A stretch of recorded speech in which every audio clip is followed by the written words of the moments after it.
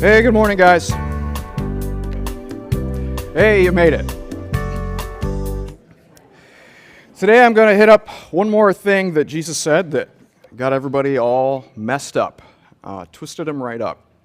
It's the last one we're going to do. Some of you are like, sigh of relief. I don't want to hear any more hard things. But this one feels really super relevant today. And I don't know, maybe some of you are like me and you don't get all up into the news anymore just because you're kind of sick of it. You know, I'm not a drama guy. I don't do drama. I read just enough news to just be aware because I feel like I should be kind of aware of what's going on out there. But as soon as I hear the drama kick in, I have this little glass light bulb, the red light bulb with the cage over it that goes off. Whoop, whoop, drama coming. I don't like it. I don't feed into that stuff, and I'm done.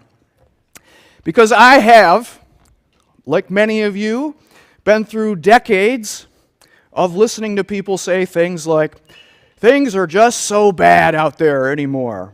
This is the worst it's ever been. This is just, things are nothing like they used to be. Things were so much better back then, And I'm not a lot of fun at parties. I'm kind of a big picture guy. So when people say things like that, gas is really expensive. This is the worst things have ever been. I'm kind of like, yeah, but what about the bubonic plague? I mean, wasn't that pretty bad? Like 2 out of every 3 people dropped dead. Like, that seems pretty bad to me, but maybe this gas situation is, neck and neck. I don't know. Like I said, I'm not a lot of fun at parties. But that's kind of who I am. But, in a week like last week, you hear about these events. This school shooting in Texas. You hear about this. And this is not the first time this sort of madness has happened, right? I mean, this sort of thing got started like what, 20 years ago? 20 years ago. And this is the sort of thing that's still happening. Like this is a real thing. This is where we really are. That there are people out there in our American so-called Christian culture where there are churches on every main street in every city. And there are people out there who come to the conclusion from childhood growing on up to become a teenager that the best possible option for my life right now would be to find the biggest group of defenseless and harmless people and see if I can, make the greatest amount of terror. If I could just, make the most number of people suffer and just relish the horror in a group of 4th graders as they're hearing that they're going to die now. It's time to die. That was the quote. He walked into the room, barricaded the thing, and said, "It's time to die." Like, that's real. That's really where we are. That's real. And I'm not comparing today with any other time. I understand. I haven't been around that long. But I don't think it gets worse. Does it? I mean, does it get worse? Does it get worse than children growing up and believing that's the best? That's it. There's so little value in life. That is the best that they can hope for. Is to just go out with a bang and cause as much pain and suffering on the way out as they can and just get whatever little bit of satisfaction they can in those final moments from that. And I don't know if you're wondering this, honestly, but I think there are many people in churches all over the place who wonder, how can it be? Like, how did we get to here? Really, how did we get to here? It didn't used to be like that. Did it? Some of you are, no, it didn't used to be like that. In some sense, it is worse than it was. That didn't used to happen, now it happens. Now, it's got to, you know what? It is worse. It is worse. I'm just putting it out there. It's worse. And you have to wonder if there really is as much Christianity present in our culture as there is. Oh, you see a church, every main street in America practically has 1, 2, 3 churches on it. If there's this much Christianity in America, how does this happen? I don't know where your mind is today, but there's something that Jesus said to his men just before he was arrested, just before he was crucified. And I want to bring that to light today. I think it's more relevant than it's been in a while. It's in John's account. It's John chapter 15. You think this was a nice, harmless part because it's got like gardening in it, you know? Like when you think of gardening, you think, your grandma and grandpa are out there, tending the flower beds or something. Turns out gardening is kind of a brutal sport. I know firsthand, it can be. In John 15, Jesus is talking to his people about his blueprint for the church and where the church is going to get its power from. How is the church going to have power? How is it going to influence the culture around it? Where does it start? And in John 15, he says to his men, he says, I am the true vine, and my Father is the gardener. He cuts off every branch in me that bears no fruit, while every branch that does bear fruit, he prunes, so that it will be even more fruitful. This is the blueprint for the church. Basically, he says, I'm like a grapevine. I'm like the trunk of a grapevine, and there are all these little branches that branch off from me, from the main trunk, and those are the places that are supposed to bear the fruit. That's where you grow the grapes. That's where the good stuff happens, is on the ends of these branches, right? And he's not just talking about grapes, right? No, he's not talking about grapes. He's talking about the good stuff that Christianity is supposed to bring to bear in our world. That's what he's talking about. The good stuff. All the love and the joy and the peace and the patience and the kindness and the confidence and the actual good stuff of Jesus. The place where we're supposed to see God mirrored in human lives right here for real in the earth. Guess who the branches are? Us. That's a pretty good guess. Yeah. Later on, he comes right out and says it. I'm the vine, you're the branches. Just in case there's any confusion, I'm the vine, you're the branches. See, there should be all these great things coming out of the branches, not to save themselves. You're not doing a whole lot of works to make yourself great enough or make yourself good enough to finally earn your place with God and reconcile that whole thing, that whole relationship. That's not what he's talking about. But he is talking about the evidence, the proof. See, the proof is actually something we badly need to see. We all want to see proof that our relationship with God is actually transforming us, actually changing us, actually making us more of something, more like God the Father in His image. We've got to see that. We desperately want to see that. But he says to really get the good stuff happening, the gardener needs to do all this pruning. Pruning.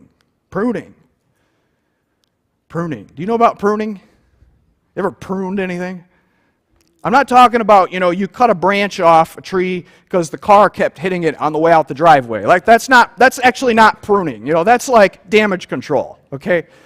Pruning is actually very different. And honestly, most people have no idea about pruning. It's not something that you do normally. I used to prune things all the time because it was my job to prune things. I had a big farm and I had fruit plants all over the place. I had tens upon tens of thousands of strawberry plants, and I had to go through and prune the little buggers.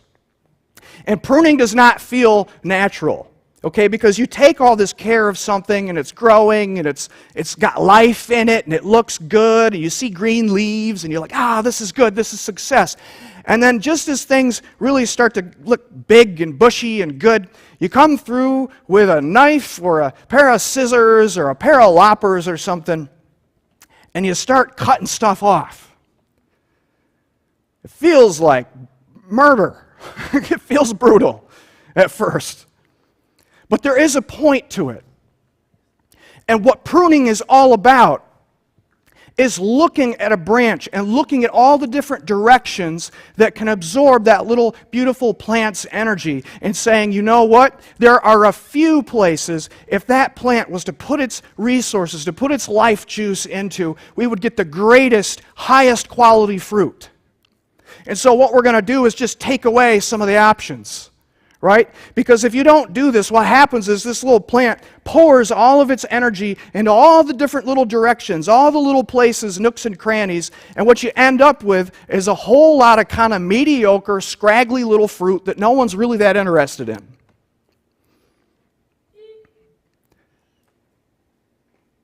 That'll preach. I know.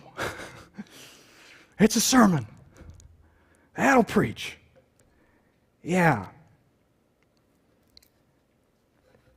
That's what God the Father is about when you become a believer. God is about stepping into your life. It's saying, okay, we've got some good things going on here. There are some good directions here, but let's take this and let's take this, and that isn't as good as it could be. So let's take that, and we're going to pour all of your energy into just these places now. And as you grow a little bit more and you expand your understanding and your knowledge, okay, now we're going to refine it just a little bit more over here. We're going to get a little bit more granular, a little more intricate, as my friend would say. That's what pruning is all about. That's what your spiritual development is all about when you're walking with Jesus as your Lord. Of course, there are times when you come through and you see these branches, and there's just really no life left. There's just nothing going to happen to this branch. Of course, you have to get rid of the thing. You basically have to just lop that thing and kick it to the curb. Why? Why would you have to do that? Well, number one, it's in the way. But number two, it's a place for disease to begin. You have a piece of a plant that has no lifeblood left in it. It's just a place to harbor pests and diseases and all kinds of things. And what happens is it gets so nasty and fills up with all these bacteria and viruses and all these things, it actually starts to affect the good part of the rest of the plant. And it dies. So, you see these guys cutting trees and nipping things and taking off dead limbs. There's a reason for that. It's to protect the health of the plant.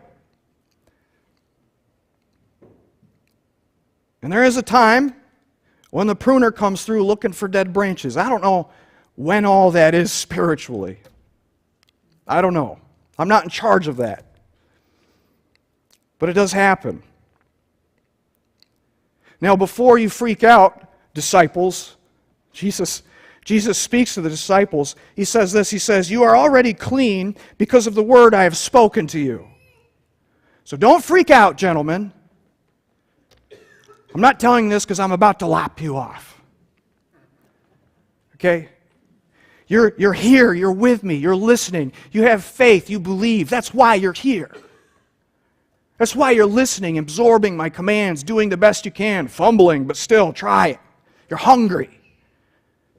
I spoke to you the truth about myself, you believed it.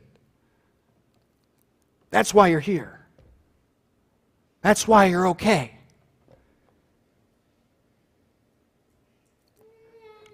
But, there is a but. There's a tall order coming. He says this, he says, "Remain in me. Stay in me." What? Stay in me, and I will remain in you. It says, "No branch can bear fruit by itself. It must remain in the vine. And neither can you bear fruit unless you remain in me." In other words, guys, look, you're linked with me the way that you're supposed to be, but you've got to stay linked. There is a vital connection that has to stay open. All right? There is a relationship being described here, friends, and it's like this. I'm the trunk, you're the branch, and you're going to grow out from me. All that you have in your life that's going to be any good, any kind of evidence or proof that you're looking for that God's power is transformational and He can take you and build you and make you more powerful, I'm telling you, you have to keep that vessel open. There has to be a give and take relationship here, and it cannot end. You can't stop absorbing the truth. You can't stop taking my encouragement. You can't stop accepting my reminders. You can't stop that vital pathway. You can't. Because why? Because you're like a branch. You know, if it doesn't have that coming into it anymore, it really doesn't have a lot to offer just on its own. Not a lot. Not a lot. You need to be constantly taking in truth, constantly taking in encouragement, constantly taking in help, asking for help, looking for the help, expecting the help, receiving the help, constantly using all of these resources that Jesus says, I have put here for the good of the church. You can't close that down, or there's trouble. There's trouble. And when you do, close that down. It's not instant, right? It's not instant trouble, right? You know, you take a branch off a tree for a little bit, just something happens, you cut that thing off and you lay it down in the grass. I mean, still looks like a branch, right? Still looks good. Still, it probably got leaves on it still, you know? But there's trouble coming. There's trouble coming. All that evidence that you should be seeing, the proof, the fruit, it starts to kind of fade. You know, fade a little bit. You see less. You see less. I mean, it still looks like a branch, but there's less life to it. It starts to, well, Jesus says, actually starts to wither. Starts to wither. And it doesn't announce itself.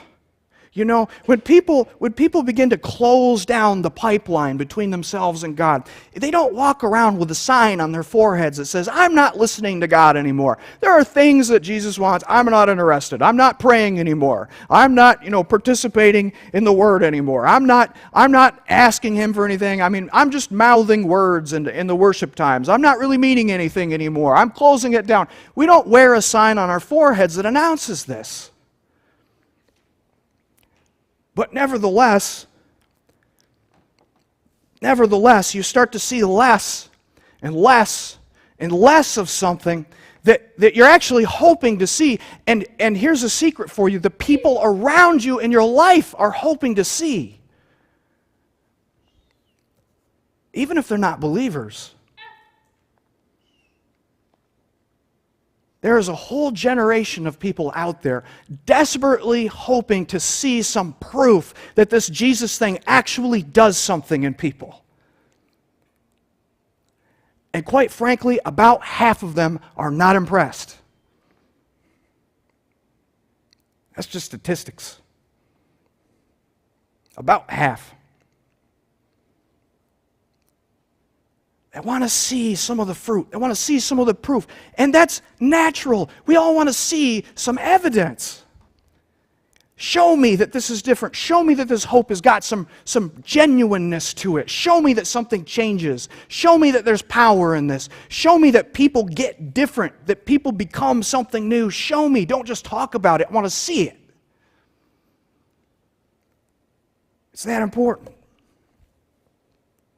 Everybody who's part of a church actually wants to see that, I believe. I mean, if you subscribe to Jesus, if you subscribe to Christianity, if you when you fill out those forms in the doctor's office and there's something to circle about your faith and you say, NA, something, something, Buddhist, Hindu, Christian. If you circle Christian, I believe there's something in you that wants to be able to see there's something real about this. Vital. And the truth is, what Jesus is telling us is that the only way you'll see proof of a real relationship with God is by actually having a real relationship with God. There's no substitutions. There may be many cheap imitations. There may be many ways that we can play the game and be the cardboard cutouts that arrive on time and take our kids' places and sign our name on the membership clause and all that good stuff. But the truth is the only way to see the real stuff, the real proof, is to actually have the real relationship. Jesus says it doesn't take place any other way. You don't have the power. You're not that good. Actually, you're kind of bad. You're kind of bad. Did I say that? Yeah, I said that. We're kind of bad. We shut that channel off. We go back. We head back to whatever it was that we would be on our own power. Isn't that impressive? I mean, some of you are impressive on your own steam, I guess. I mean, you have some qualifications. You've educated. You read some good books. I'm always so impressed by people who read books just like that. Just, oh yeah, I read that one last week. I'm on to another one. I'm like, that's amazing. I wish I could be like that. I work through a book every 6 months, feel like. Hey, people handing me all these books. Books. Here, you ought to read this one. I'm like, yeah, I'll be about 80 years old by the time I read that book. You got the audio version? I read, but not like some people do. And there's just no way to really fake it and get it right. There just isn't. Jesus says this. He says, I'm the vine, you're the branches. If a man remains in me and I in him, he will bear much fruit. It's going to happen. You stay connected, you have a real relationship with me, stuff is going to happen out of your life. It will show. It may take time, it may be growth, but it will show. And there will be more of it, and there will be more of it, and there will be more of it as you go. It's his guarantee. The flip side is, he says, apart from me, you can do nothing. Like a little, no, pretty much nothing. Pretty much nothing. He says, if anyone does not remain in me, he's like a branch that's thrown away and withers. Yuck. That connection stops. The proof doesn't stick around for very long. It's a kind of a quick regression. And maybe you've sensed this in yourself. Maybe you've gone through a time like this in your life. I have. You know, sometimes we start out in faith just guns a-blazing. I mean, we're being amazing. We're seeing great stuff happen. We're sensing things are different in ourselves. I mean, sometimes it's slow growth. Sometimes it's fast growth. And you go through these periods and you're like, wow, people are really getting helped or responding, or this happened, or I prayed and wow, something actually happened. Like, wow. You know, we go through these things, and then sometimes we go through lulls. And we just kind of like, I think I'm going to take a little breather from all that Jesus. You know, that was a lot of Jesus for a while. Now I'm going to step back and take a break. Sounds dumb. Because it is dumb. Doesn't stop us from doing it. Doesn't stop us from doing it. And you know what's funny? Whenever we start to take a break, it's like that time you went outside and you worked all day in the sun and you were doing stuff and you had a big to-do list and you said to yourself, I'm kind of tired. I'm going to come in. I'm going to get some lunch. I'm just going to sit down for like 5 minutes. Sure you are. Sure you are. Turns into an hour, turns into an ice cream party on the couch. Right? Ate a whole half gallon. How'd that happen? I don't know. gets runny as it sits out there, just melted out of the, I don't know, evaporated. Yeah, it doesn't take long. The longer you sit, the more you want to do what? Nothing. You want to keep sitting because it's easier to stay still than it is to get up and get back moving again. True story. And you know what? The same way, spiritually and literally, when something happens to a branch and it just sits there on the ground for a while, funny thing, it just keeps sitting there and sitting there. And it doesn't announce itself. You know, it doesn't say, hey, somebody better do something about this, right? Actually, it just keeps sitting there and it keeps kind of looking like it always looked. You cut it down or it falls or whatever, it sits there. You come along 2 years later, guess what? Still sitting there, pretty much looks like a branch. Come back 5 years, a lot of them still looking pretty good. I had this experience just a couple years ago. My good buddy, wherever he is in here, helps me cut the firewood. Fred, I don't know where you went, but there you are. Yeah, he'll verify the story. My dad up on the farm, he let the highway department come in and take down some big old trees. And he let them take away most of them, because why? Because they're in bad shape. But this one, it was a huge honking thing, big hardwood trunk, flops over in the field. And he goes, you guys just leave that there. We're going to cut that up for firewood. So I come along. Fred sometime joined in. I don't know. But, I thought I hit the jackpot. This thing looked good, and it was enormous. It looked like it weighed like 8 million pounds. So we start cutting into it. I swear it felt like I cut into a heap of mud. See, the shell was very much there, but it was hollow. It was hollow. Talk about a metaphor.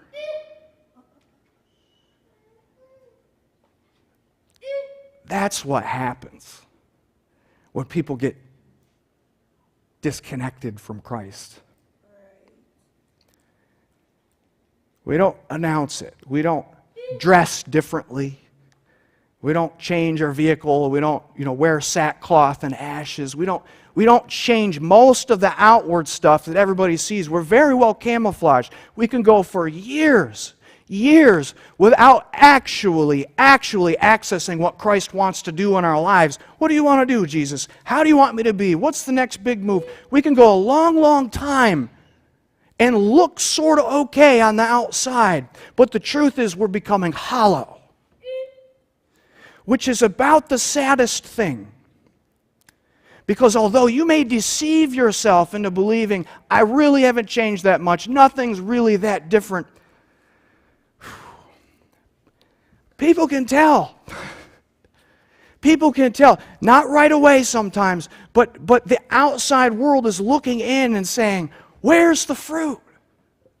Where's the wild, crazy stuff they talk about in the Bible? Where's the people who are flipping their lives upside down and giving themselves toward the cause? Where are these people who are so generous? Where are these people who really believe in loving one another, even if they really don't agree on all that much? They find their way through. Where are those people?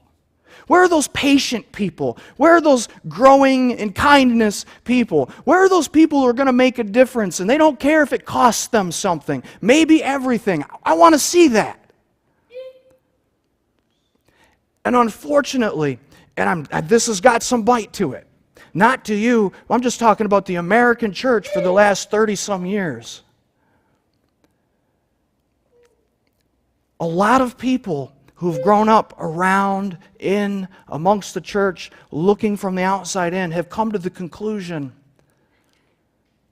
they're mostly hollow inside. It's a show. It's a hoax. Fake. They look just like everybody else. They're just as mean to each other, When things, when there's a rub, when there's an actual friction, they're just as nasty to each other as anybody else.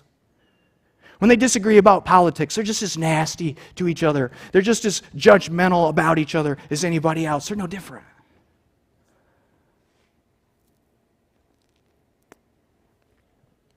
And I wish that I didn't believe that.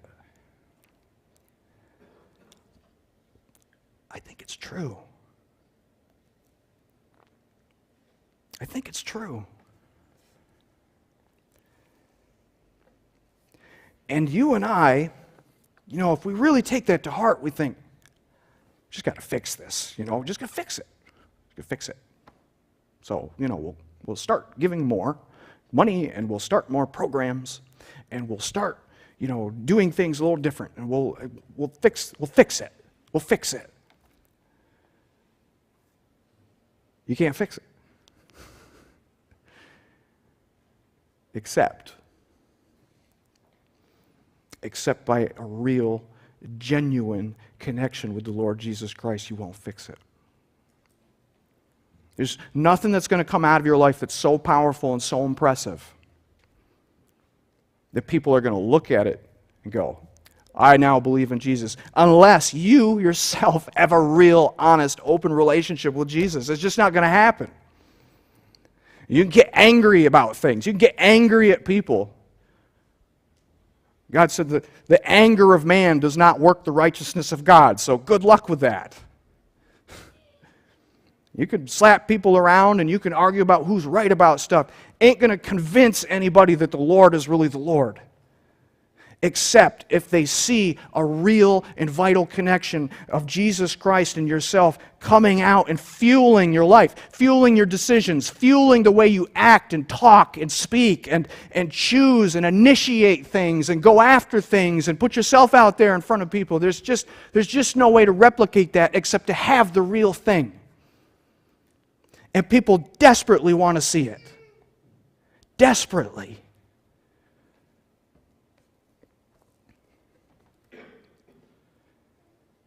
So, why doesn't everybody just do that? If it was that easy, right? I'll tell you one thing. I don't want to get pruned. You don't want to get pruned. Ain't nobody wants to get pruned. That's the secret. That's the trouble, isn't it? Ain't that the trouble? You open up this can of worms by saying, Jesus, I want this relationship with you. I invite you into my life. Show me where I'm wrong. Show me where I could be more right. Show me what I ought to be doing. Show me. Tell me. Help me. And it's amazing. God's actually faithful. He'll point some stuff out. Actually, you're wasting your time on this. I know you really like it. It's really not that productive. You could get a lot if you did this, or if you started this, or if you left this alone, or you know what? This is really going to hold you back if you don't get a handle on this issue in your heart. You got to get, and you know what we do? We go, maybe we could prune some other stuff, right? Couldn't we just prune a little, the toes or something? Could we? I'm not interested in having my arm messed with, or my neck. But that is what it is to say, Jesus, you're the Lord. You get to come in and you get to tell me how to be. You get to transform this body and this spirit. You rework me. Whatever way that you feel is best. You're the master gardener. You can get the greatest out of my life of anybody, so you do it. When the pruning starts to happen, we all have this struggle, this wrestling match. Will I keep getting more, or will I back off the pedal? What will I do? Will I accept it, or will I close down the pipeline and wait till I'm ready, I guess, for more? When will that be? When will that be? Later? Later's not a good answer. Later's never been a good answer. Later, some other time. How much time do you think you have? We've got to get hungry for Jesus in a real way. Not on I just attend things. That's where things can start. You attend things. You put yourself in the right places. You hear things that are important. You involve yourself with the right people. That's where it starts. It has to happen, but it can't stop there. That's not the end of a vital connection with Jesus. There's got to be more. There's got to be something real going on inside of here. Inside of here it says, I want more. I accept more. Give me more of yourself. And take from me what does not belong. Show me what needs to go. And if I'm not strong enough to take it out myself, then you know what? You just take it. That's got to happen, folks. That has got to happen, not just in this church. It needs to happen in this church. It needs to happen all over the place. If it's going to get real in this country, it's got to get real in this person. There's just no two buts about it. Of course, Jesus is just as real as anybody about this thing. And I can't quote all these verses and just remove this little bit at the end. I can't. If I don't, I should probably be fired. I'm just telling you the truth because it isn't all Jesus said. He said, if anyone does not remain in me, he's like a branch that's thrown away and withers. It says such branches are picked up, thrown into the fire and burned.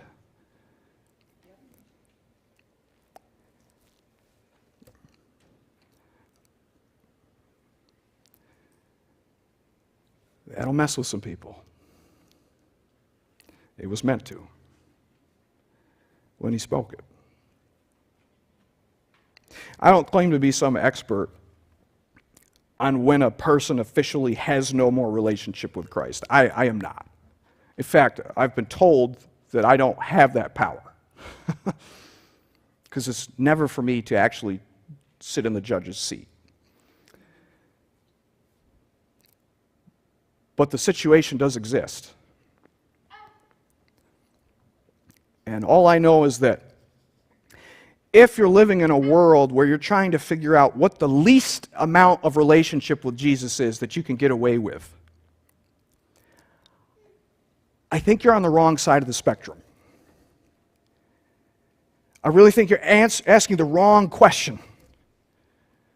That's a very religious question. What's the least I can do to be okay and not have to give God the rest? What's the least amount that I can give you, God?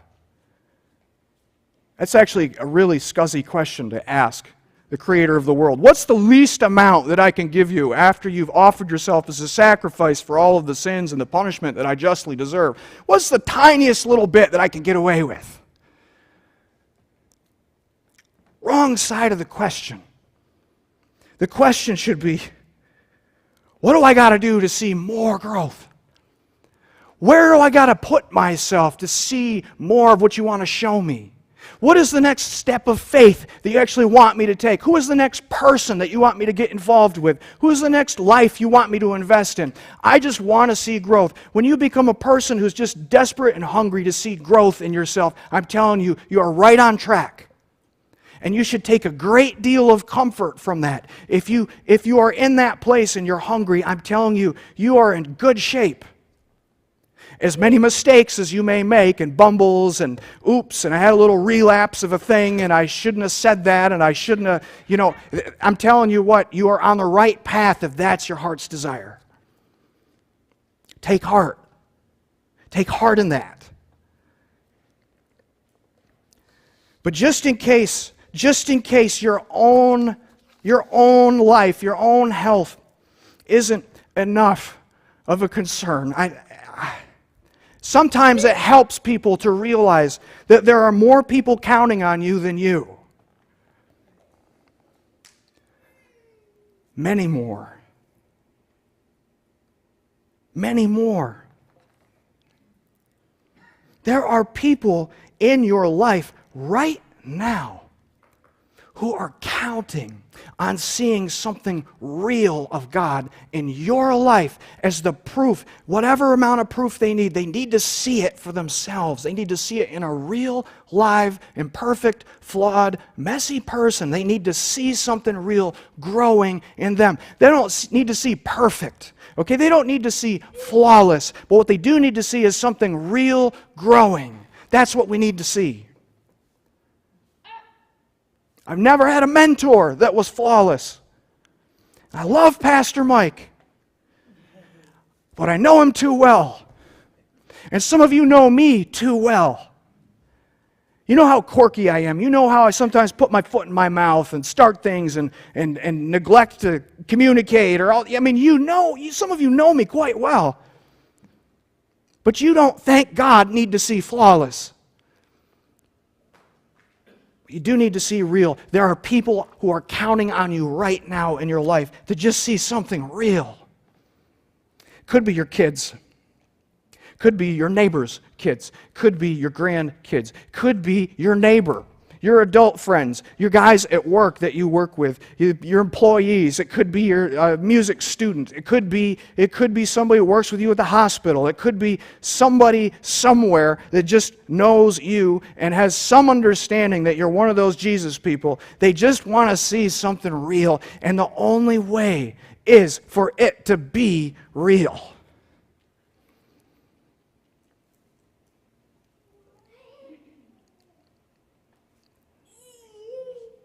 There are stories out there that need to start somewhere, and the somewhere is us. What happened to that young man? I'm not even sure it was something that happened. I wonder if it's something that didn't happen. What didn't that young man get to see that he should have seen? What genuine love did a person not get to experience that would have made all the difference? You think about that. Think about that. You know what? Where was the youth group? That invited that young man to have a real connection with him? I know maybe they did, but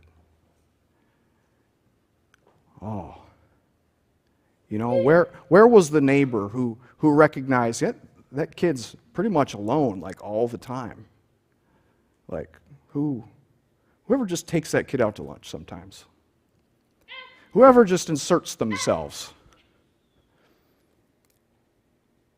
Maybe that should have happened. And I can't answer all those things.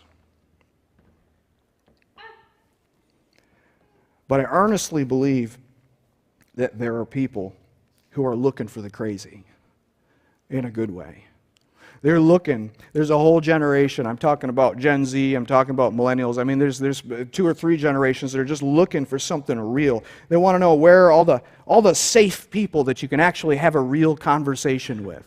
Where are all the people that have not prejudged me for my beliefs at the present and actually would be willing to actually talk with me and listen to me and ask me questions and walk through life together? Where are the people that would actually show up if I had a real life trauma happen in my life? Where are these people? You can't fake it. For it to be real, you've got to go to the source. You've got to get on your knees and actually beg God, God, would you do something real in me? You've got to have that hunger. Jesus, would you do something real in me? I want to be deceived about it. Just make it real. And that's my prayer this morning. I've talked enough. That's my prayer this morning, that you would jump in this prayer with me wherever you happen to be. And maybe you don't consider yourself a believer. This is going to sound kind of awkward, but if you're not a believer today, I'm going to invite you to pray a prayer that sounds kind of weird. God, if you're real, show me something in somebody else. Show me something in somebody else. Let me hear somebody's story. It's not what I expected. Come on, if you're there, I want to know. Show me. And if you are a believer, if you subscribe to Jesus, if you check Christianity off on the box of the doctor's office, then I'm going to ask, hang in there with me, I'm going to ask that you would actually genuinely have a real exchange with God in your heart and mind. And that strange place in between, the Spirit. God, would you put a real honest hunger in me to want to know you and to want to be pruned, to want to be made fruitful, to want to see the impact that you intend to make on this earth with my life, not some others, but just mine right now. What do you want to do with my life? Let's ask that right now. Father, will you do that? Will you do that? Will you do these things? Will you take and look at us and see where we are and give us what we need right now? If you're there and we're having trouble buying it, God, would you do something this week, something real? Help us, speak to us through a person, but let us see something of fruit in a real live person's life to put that little seed of faith in our hearts again. God, if we've been lacking and closed the pipeline down, God, reopen that thing. In spite of our resistance, reopen that pipeline again. Give us something real of yourself. Start to give us the mentoring that we long for. Remind us that we can be clean, that we can be yours, that we really are yours for eternity. God, help us see it and believe it in action. In Jesus' name I pray. Amen. Amen. Thank you for hanging in with me. I know I don't sound as amazing as I normally do. But I will have some people up here at the front today to pray with any of you who have prayed and really felt like this prayer was for me today. That's what I would like you to do, is come up and actually pray with another real-life human about the very thing that you just prayed about. And we're not going to sit around and watch you. The rest of you can go at any time. I'll see you in the studio for volunteer orientation. But the rest of you, if you feel that this is real and this is a need, then come up and actually pray with another human. There's something powerful about joining your prayers to another person's prayers and meaning it in God's eyes. Look it up. I'll see you soon.